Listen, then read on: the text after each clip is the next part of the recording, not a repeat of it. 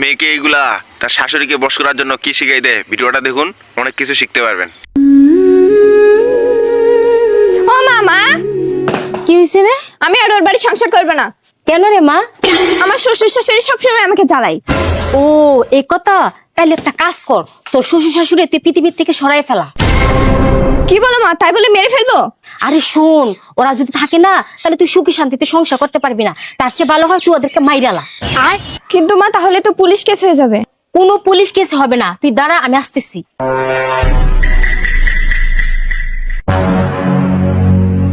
এই নে দৌড়।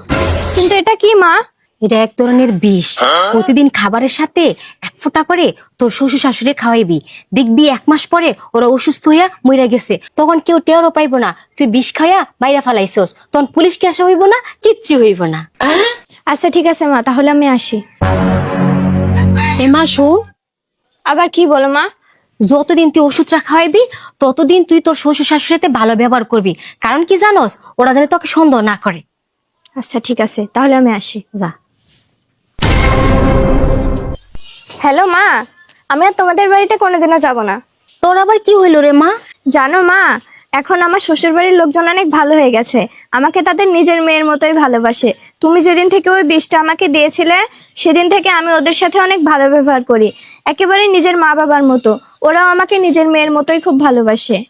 দেখলি মা, যেদিন থেকে তুই ওদের সাথে ভালো ব্যবহার করা শুরু করলি, ওরাও তোর সাথে ভালো ব্যবহার করা শুরু করলো। বিয়ের প্রথম দিন থেকে তুই যদি তোর শ্বশুর শাশুড়িকে নিজের বাবা মা মনে করে ভালো ব্যবহার করতি না, তাহলে ওদেরকে আজকে বিষ খেয়ে মেরে ফেলতে হইতো না।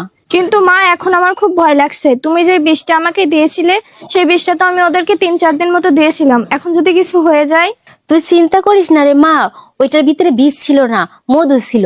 তোকে সঠিক পথে আনার জন্য আমার এই অভিনয়টা করতে হয়েছে রে মা। তোমার মতো মা পেয়েছিলাম বলে আজকে আমি সবাইকে নিয়ে সুখে শান্তিতে সংসার করতে পারছি। তোমার মতো মা যেন প্রতিটা মেয়ে পায়।